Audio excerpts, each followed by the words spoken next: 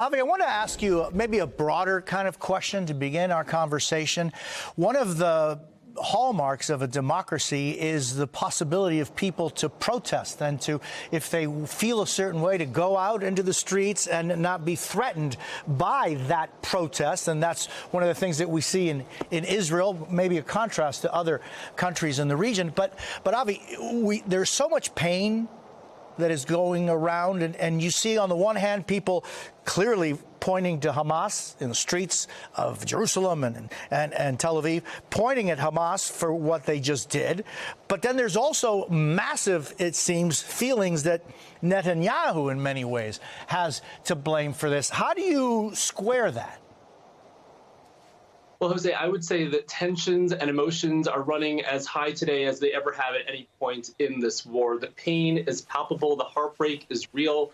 These 6 young people had become household names. Of course, many of us know the name of Hersh Goldberg Poland. He was an American Israeli citizen, but the 5 others were also very well known within Israel. And so the news of their murder had been met with such tremendous emotion in this country, which translated into hundreds and thousands of people pouring into the streets of Jerusalem, Tel Aviv, and other cities. Yes, of course, there's broad recognition that Hamas is the entity that murdered them. It's the one, of course, that took them captive in the first place, that held them under deplorable conditions, and then, of course, pulled the trigger and killed them. But there's also a lot of anger directed at the prime minister and his government for not having closed the deal earlier, not having been perhaps as forthcoming as some in the public imagined that he and his government could have been in reaching that deal. So tensions are extremely high. And as your correspondent said, it remains to be seen whether the protests continue in the next few days and what results that might have.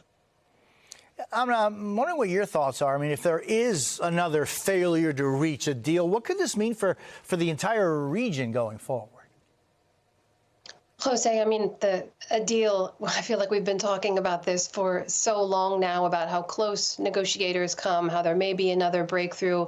And yet what's proven to be true again and again is there's always been something standing in the way. Previously, we should be clear, the Biden administration has been very forthright to say it's been Hamas standing in the way of a deal. So this change in tone that we're hearing from the Biden administration, I think in which they're saying they don't believe that Netanyahu is doing all he can to work towards a deal, really does speak to this sense of frustration among U.S. officials that they haven't been able to get it across the finish line, that they haven't been able to negotiate another ceasefire to release additional hostages as they did several months ago, to surge aid into Gazans, to stop the killing of now, a death toll has topped 40,000 Palestinians in there. And most importantly, especially to Israel, to free those hostages. That sense of frustration is something I have heard personally from many of the hostage families I've spoken to over the last nearly 11 months. They have long felt that their prime minister, Netanyahu, was not prioritizing the release of their families, and they would acknowledge openly the political pressure he's under from the far-right members of his government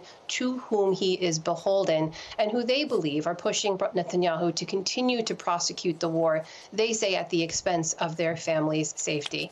And so we don't know what will happen next with a potential ceasefire deal. Anyone saying that they know, I think, is just hoping for the best. I will point out, as Monica did, that this is the president here in the United States who believes in international law, who believes in pressure from allies working towards the common goal, and who said yesterday to reporters that hope springs eternal. I think that hope is something that both Palestinians on the ground in Gaza and also everyone across Israel, most imminently these hostage families, needs to keep alive right now.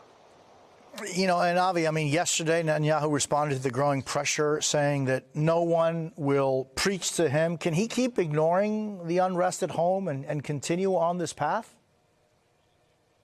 Well, the prime minister has got... Oh, I apologize, Avi. Go sorry.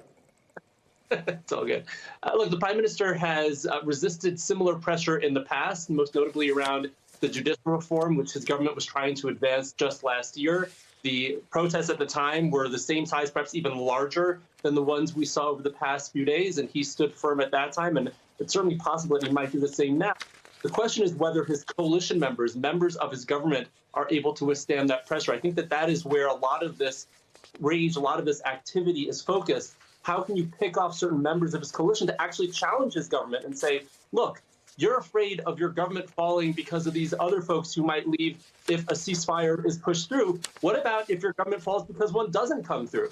What about the families of the hostages who are so tremendously wrought with pain and anguish at this point? When will their word be at least on the same level as those right-wing members of your coalition? And will you perhaps listen to them if they threaten your political survival? I think that's where we're at right now.